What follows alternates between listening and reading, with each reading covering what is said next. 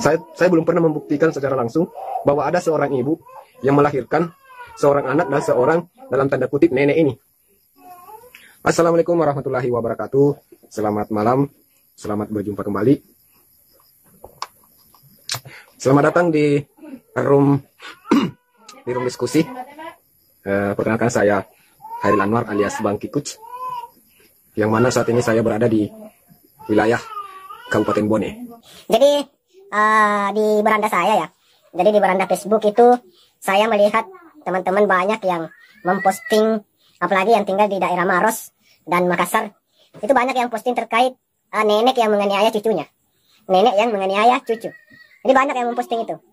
Tapi yang dimaksud di sini bukan nenek orang ya, karena sebagai orang yang dari suku Bugis Makassar itu ada satu jenis hewan yang menurut kita sangat menakutkan. Saking menakutkannya itu kita tidak diizinkan untuk menyebut namanya. Saking menakutkan itu hewan, kita dilarang untuk menyebut namanya. Karena menurut informasi dari orang tua, bahwa hewan tersebut itu memiliki telinga yang panjang, dan di mana-mana dia bisa mendengar.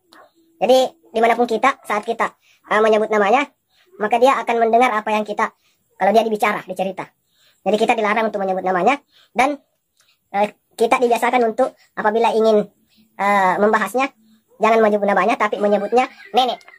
Nah, tapi nenek di sini jangan disalahartikan.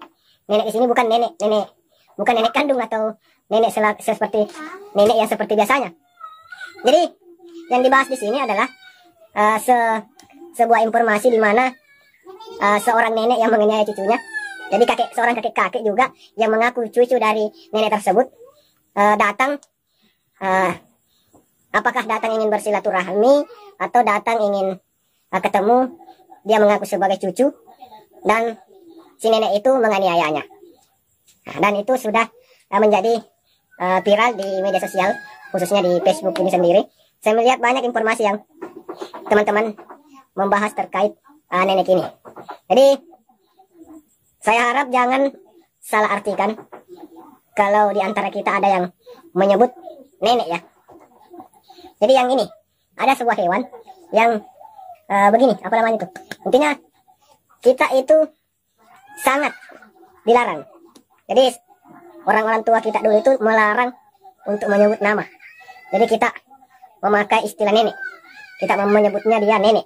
Tapi bukan berarti nenek asli atau nenek yang normal ya, nenek yang seperti seharusnya nenek, bukan.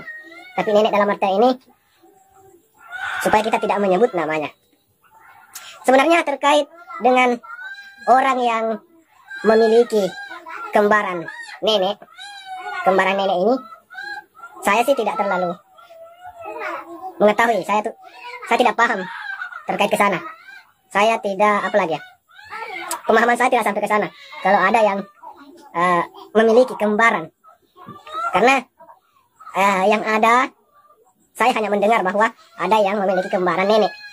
Tapi secara langsung saya menyaksikan bahwa ada orang yang memang memiliki kembaran, itu saya tidak pernah melihatnya. Saya belum pernah membuktikan secara langsung bahwa ada seorang ibu yang melahirkan seorang anak dan seorang dalam tanda kutip nenek ini.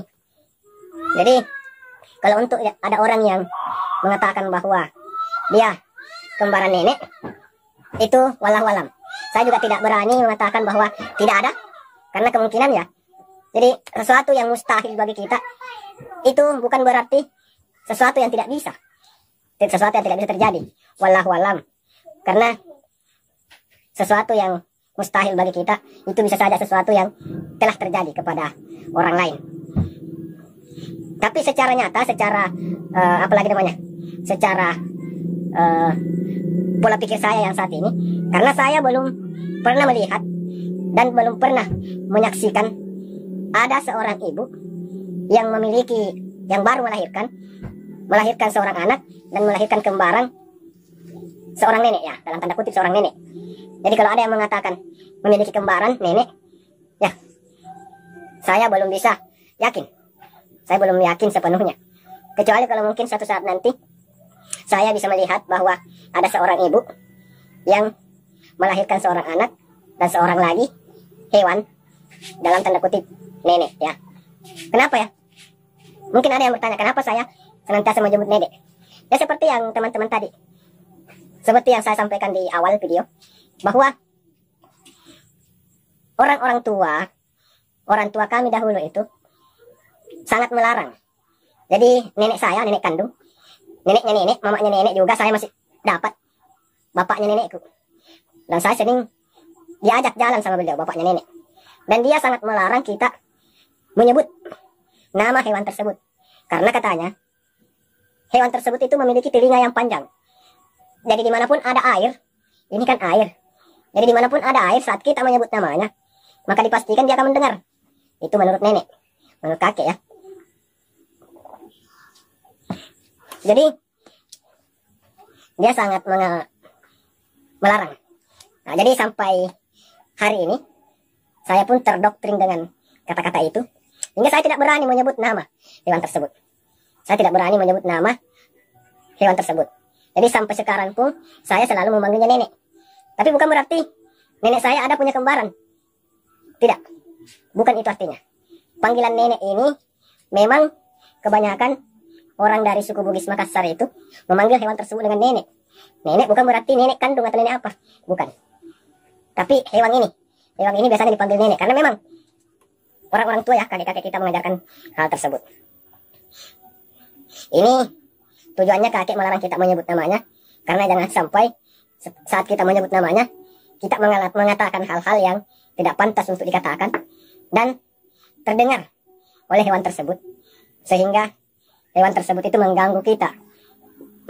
Dan kebanyakan dulu kan kakek kita itu mata pencahariannya kebanyakan di air. Ada yang kerja di tambak, ada yang kerja cari ikan di laut, ada yang kerja di sungai. Nah, makanya mereka sangat menjaga yang namanya nenek ini, menjaga perasaannya. Kalau terkait yang tadi saya bilang yang punya kembaran nenek, ya saya tidak tahu, karena saya belum menemukan sebuah bukti bahwa saat ibu melahirkan ada anaknya keluar dan ada hewan itu keluar, maka bisa dianggap maka mereka itu anak kembar. Ya, belum ada terjadi hal seperti itu. Oke, jadi sudah panjang lebar saya bicara, belum ada yang nonton, tapi saya yakin setelah live streaming selesai pasti ada yang nonton. Intinya,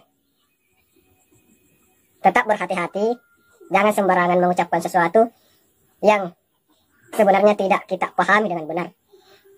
Karena mungkin kita anggap itu suatu bercandaan, tapi bisa melukai hati, atau pokoknya merusak. Dan itu bisa berakibat merusak diri sendiri. Jadi pada hakikatnya apabila kita melakukan sesuatu yang membuat orang terluka, maka sebenarnya itu kita melukai diri sendiri. Maka sebaiknya pahamilah suatu kejadian sebelum melakukan protes atau sesuatu yang tidak bisa membahasakannya. Intinya selamat malam. Terima kasih yang sudah hadir, sudah bergabung dan sudah melihat video ini. Berkah selalu untuk kita semua. Saya akhiri dengan ucapan Assalamualaikum warahmatullahi wabarakatuh.